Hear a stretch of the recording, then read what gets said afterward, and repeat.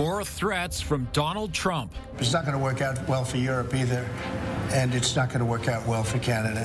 Why he's canceling trade talks. Surplus situation. Why Alberta is in the black now, but not necessarily in the future.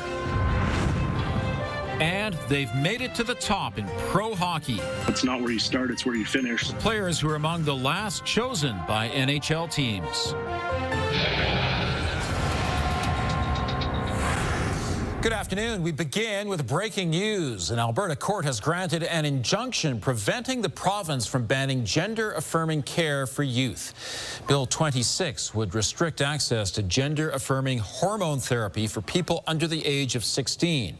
This had not yet started and has now been blocked by the court. It concluded that Bill 26 would cause irreparable harm to gender-diverse young people in Alberta. The court added that barring medical care for gender-diverse young people would reinforce the discrimination and prejudice that they are already subjected to. To the extent that this was a good faith attempt to regulate healthcare, which I'm not sure that I accept, but to the extent it was, we now have confirmation from a court that it was ill-advised, and I think that the government should take that very seriously. We've reached out to the province for reaction, but have yet to hear back. Alberta's NDP supports the injunction, saying the UCP government needs to commit to providing all youth with the care and respect they deserve. And more breaking news this afternoon. The U.S. president says trade talks with Canada are over and new tariffs are coming within a week. The latest irritant for Donald Trump, Canada's digital sales tax, which it imposes on U.S. internet giants. Economically, we have such power over Canada. I'd rather not use it, but they did something with our tech companies today trying to copy Europe. You know, they copied Europe. It's not going to work out well for Europe either, and it's not going to work out well for Canada. In fact, Ottawa brought in the tax on tech companies a year ago, and the first payment from Google, Meta, and others is due at the end of the month. Trump says he's immediately terminating trade talks with Canada and will let Ottawa know what kind of tariff will be imposed in the next week. His latest move will lead to even more uncertainty for Canadian businesses that export products to the U.S. Alberta is reporting an $8.3 billion surplus for last year's provincial budget, well above expectations. But despite this positive result, deficits are still projected in the coming years. Mark Villani is live tonight from McDougall Centre. And Mark, this is a massive number. How did Alberta end up so far ahead of budget?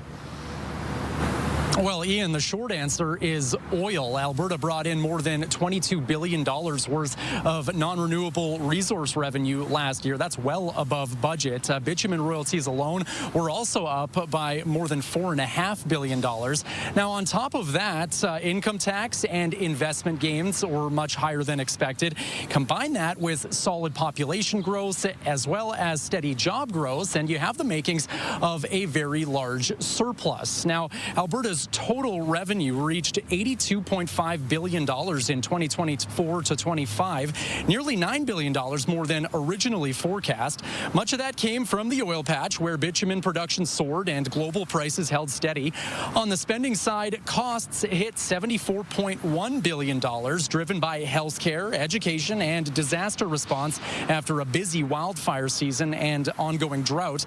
So the surplus is good news for now, but uncertainty still looms, especially after U.S. President Trump announced an end to trade talks with Canada today, effective immediately.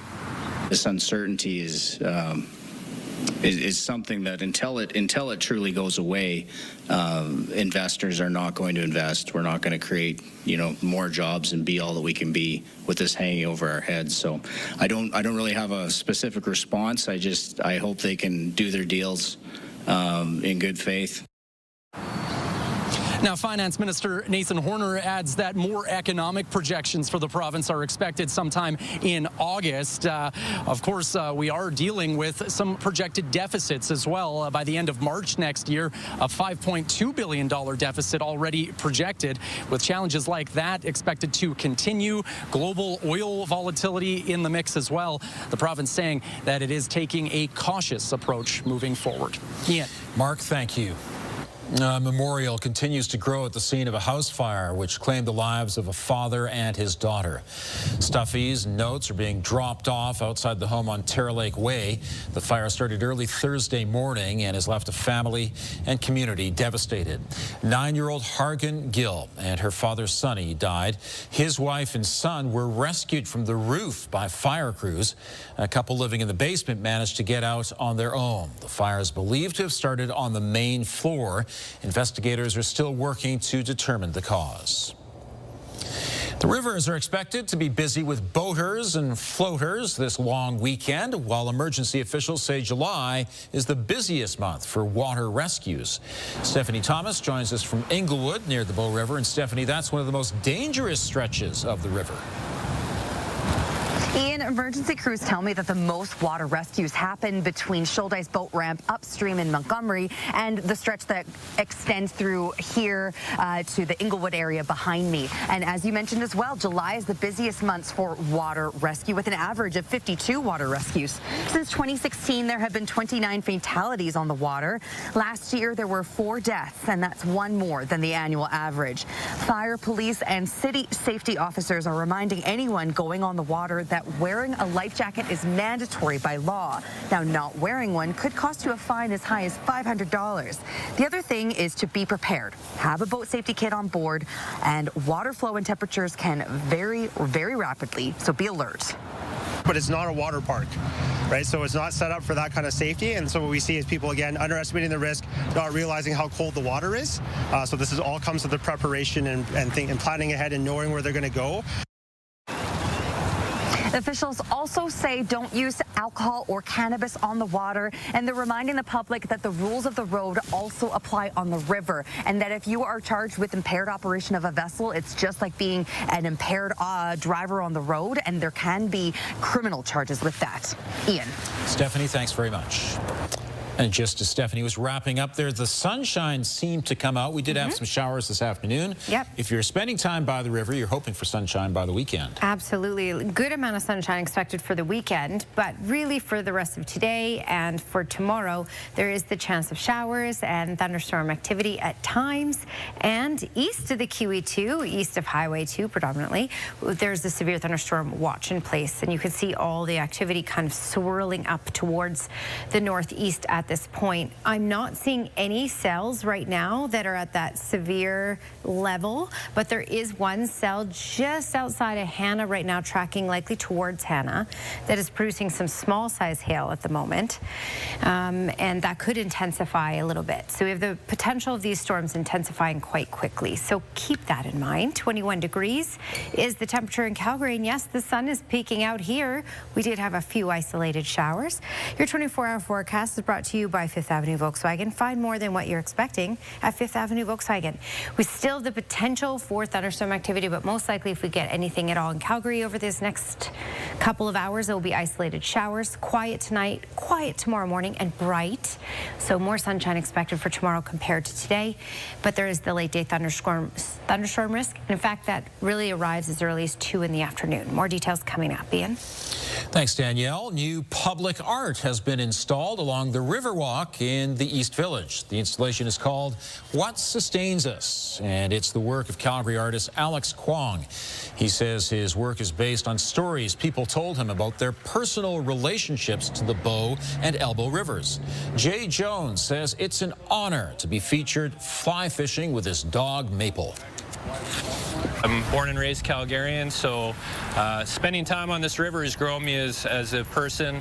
It's taught me so many things about, especially fly fishing, patience, acceptance, the change. The river's always changing. And you'll find that art on 6 bridge abutments, where it will remain for 3 years. After that, a jury of community volunteers will choose another local artist to feature. Many people view gophers as a nuisance that need to be disposed of. Next, why some people are concerned about how a condo board addressed the problem. And learning by touching, seeing, hearing, and feeling the sensory tools that are giving us a better understanding of child development. Also, if you have a news tip for us, text us at 10400.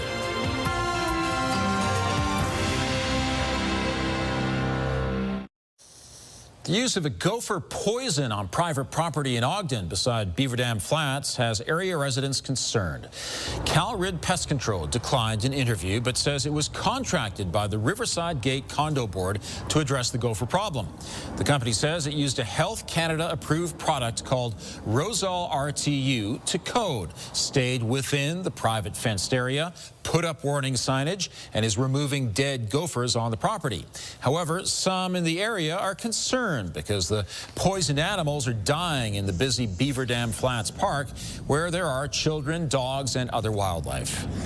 Other predators eat gophers. So, for instance, you have a hawk that eats a gopher that is poisoned, and then all of a sudden that hawk gets sick, and who says that that hawk doesn't fly to your backyard and isn't in your backyard and then dies in your backyard, and your dog goes out there and sees a dead bird, and by prey nature, they're going to go for it.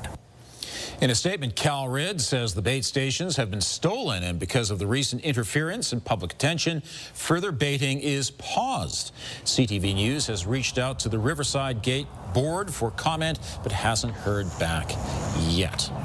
Okay, lots of people are eager to do things outside this weekend, especially since last weekend was pretty much a rain out, right? Right. So it looks like Sunday's the best day to get out there, right? Sunday, yeah. And for some people, this is an extra long weekend. That's right. Right, with the holiday on Tuesday. If you were, more prepared than Ian and I, you booked Monday off and thought about it ahead of time. Anyway, yes, it's looking really good. We're going into a dry stretch, but before that, we have things to talk about. So at this point in the city, we've seen isolated showers here and there. We have the potential for isolated showers up until about midnight tonight.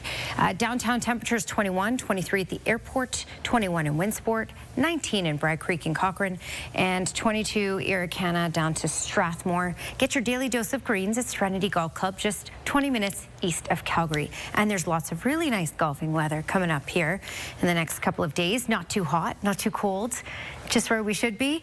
That's today as well, 23 degrees at the moment, 23 in Lethbridge and Milk River, 26, one of the warm spots, Medicine Hat.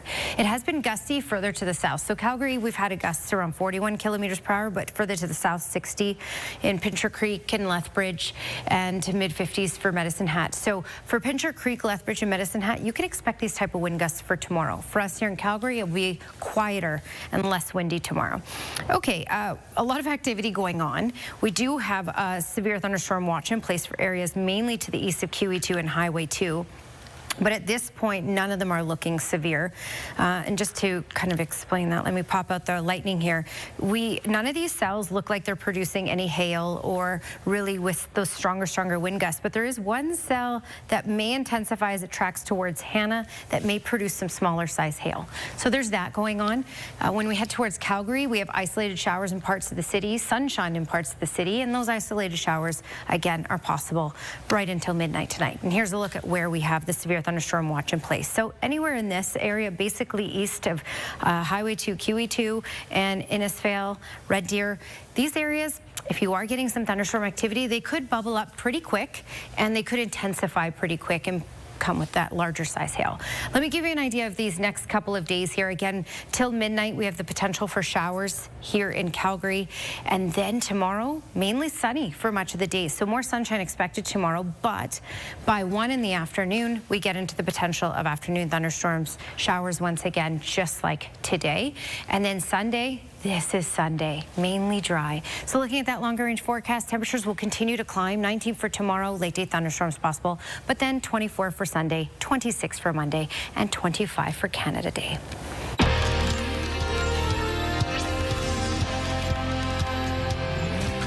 Child Care Center is giving kids the opportunity to embrace sensory learning.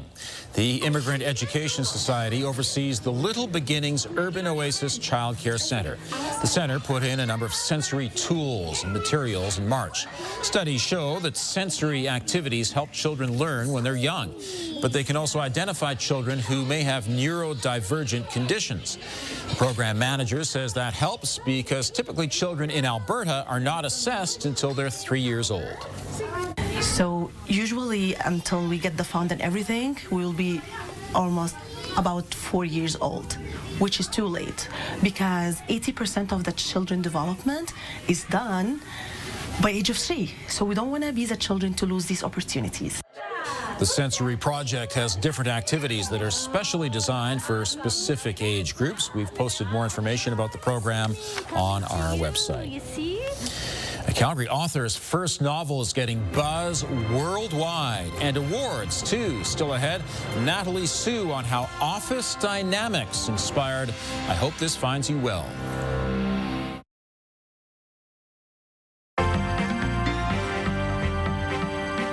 As we mentioned earlier, another decision on trade by Donald Trump unsettles things at the end of the week. Joining me is Faisal Karmali, portfolio manager with the Popwich Karmali Advisory Group. And Faisal, how did the markets do this week? Yeah, when you look at the difference between the two countries, partly because of what we just heard about the trade talks, TSX closed up about 0.7% for the week. The Dow Jones was the real winner, up 3.8% for this week. So good numbers coming out of the United States at this point. So what is the impact of Trump ending trade talks with Canada?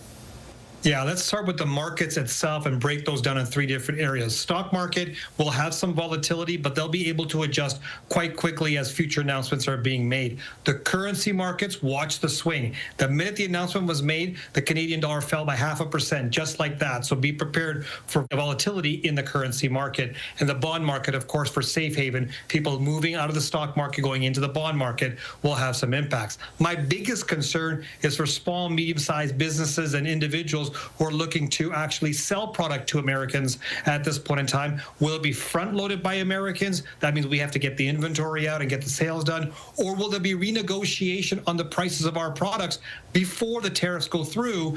And also how long these tariffs are going to happen will impact that decision. So I'm really concerned about the business owners of Canada doing business in the United States with these tariffs and the impacts to them. And we'll see what happens next week when we celebrate Canada Day and the U.S. celebrates the 4th of July. Faisal, thanks very much. Have a good weekend. Time magazine has listed Edmonton-based Stantec among the world's most sustainable companies. Stantec ranked 44th on the list, the best showing for a Canadian company this year. Time partnered with Statista to rank the top 500 sustainable companies based on public commitment as well as progress. The company was founded in Edmonton in the 1950s and has been involved in major projects like the Keystone Pipeline. Only 2 other Canadian companies made the top 100. The province has been blocked from banning gender-affirming care for youth. Here's Tara Nelson with a look ahead to CTV News at 6. Hi, Ian. The Court of King's Bench issued an injunction late this afternoon citing irreparable harm to gender-diverse youth. It means the province's plan to ban access to hormone therapy for those under the age of 16 is for now paused. Coming up at 6, we'll have more reaction to this breaking news. Also ahead, a new series of portraits is on display along the East Village's Riverwalk. Coming up, the artist will explain why he found this experience so profound. Ian. Thanks, Tara. Calgary author Natalie Sue is this year's winner of the Stephen Leacock Medal for Humor for her debut novel, I Hope This Finds You Well. The book has also been featured on the Today Show on NBC and is on the New York Times list of summer beach reads. And joining me is Natalie Sue. First of all, congratulations on winning this award. Thank you so much. I'm so excited. It's incredible. Now, previous winners of this award include Pierre Burton, Mordecai Richler, W.P. Kinsella, Rick Mercer. What's it like to be in the same company as them? Yeah, it's surreal. When I first found out, when they first called my name and I was actually giving my speech, I sort of felt like it was a dream and I couldn't actually believe it was happening. And then just before they had called my name, I had looked up the previous winners and I couldn't believe I was joining their company. And what's even more remarkable is that this is your debut novel. You must be amazed.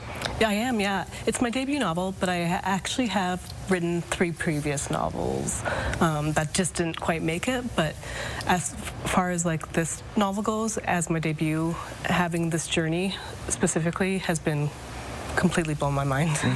Now, the premise of this novel is that a woman in an office can read her coworkers' emails. So, what office were you working in when you came up with that idea? Oh, it was the Crown Prosecutor's office in Calgary. Yeah. So I was working there, and we had a Microsoft Teams, and so because it's the government, there's a disclaimer that says nothing you say is truly all that private, and that's sort of what gave me the idea for the novel was because I didn't really think about I sort of thought who could be reading these and then who could be the wrong person to read them, and that's where the idea sprung from. To see my extended interview with Natalie Sue, visit ctvnews.ca/Calgary. One half of the weekend is clearly nicer than the other half. Right now in Calgary, it is mostly cloudy and 23. Danielle has details just ahead.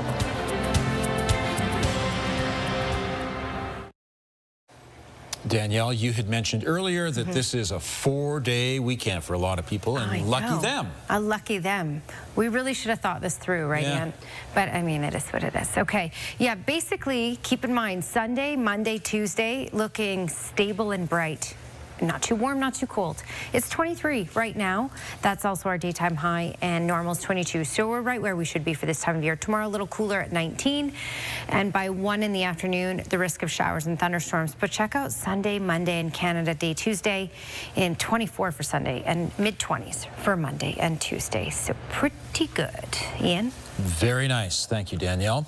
The NHL's future stars are taking the stage for the draft tonight, but a few Flames and a former Calgary minor hockey player remind us you don't have to be a top-round talent to make an impact. In 2019, Flames netminder Dustin Wolf, who had a fantastic rookie season, went in the 7th round, picked 214th overall. 21 goalies were taken ahead of him in that draft. Flames D-man Mackenzie Weegar, who was 4th in team scoring last year, was passed over in his first year of draft eligibility in 2012. The following year, he was selected in the 7th round. And former Calgary minor hockey player Logan O'Connor went undrafted before signing as a free agent out of college. And he won a Stanley Cup with the Avalanche. For guys that don't get drafted or even get drafted late, it doesn't matter. It's not where you start, it's where you finish. So looking at the draft is this massive deal. You know, like I said, it is an honor, and it would be awesome for those that get drafted. But for those who don't, it's really just another stepping stone, and you don't have to hit that step necessarily. The Flames have 2 picks in the first round at 18 and 32. The draft is underway, and Matthew Schaefer was chosen first. He goes to the New York Islanders. Thanks for joining us. Now here's the early edition of the CTV National News.